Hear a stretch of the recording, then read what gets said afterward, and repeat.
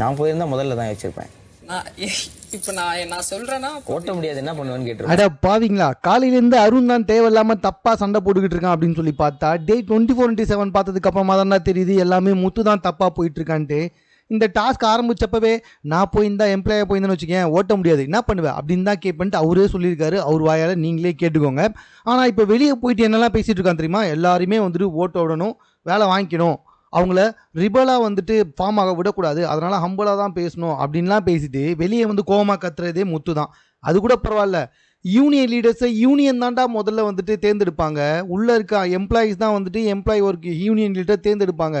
இவன் என்னடானா வெளியே வந்துட்டு இல்லை நாங்களாம் மேனேஜர்ஸு நாங்கள் தான் யூனியன் லீடர் தேர்ந்தெடுப்போம்னு லூசுத்தனமாக பேசிக்கிட்டு இருக்கான்.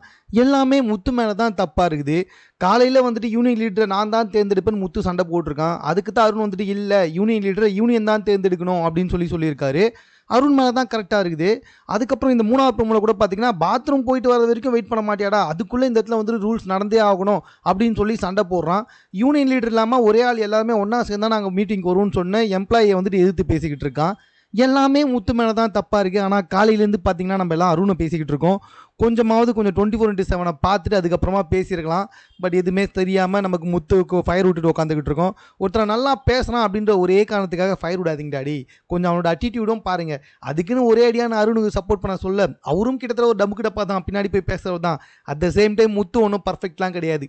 இவன் தான் வந்துட்டு டைட்டில் வினர் முடிவு பண்ணிட்டா நம்ம அவனுக்கு சப்போர்ட் பண்ணியே பேசிக்கிட்டு இருப்போம். அந்தந்த சமயத்தில் என்ன நடக்குதோ அதை பேஸ் பண்ணி தானே ஒரு டைட்டில் வினர் முடிவு பண்ணணும். எனக்கு தெரிஞ்சு முத்து வந்துட்டு இந்த டாஸ்க்கை பொறுத்த வரைக்கும் அவர் பேசுனது ரொம்ப பெரிய தப்பு, அதில் எந்த டவுட்டுமே கிடையாது, எவிடன்ஸுமே இருக்குது. ஸோ இதுக்கு மேலே வந்துட்டு நீங்கள் முத்துவை பற்றி என்ன நினைக்கிறீங்க அப்படின்றத கமெண்ட்டில் தெரியப்படுத்துங்க. மேலும் இது போன்ற விஷயங்களை கூட தெரிந்து கொள்வதற்கு 60 செகண்ட் சேனலை சப்ஸ்கிரைப் பண்ணுங்கள்.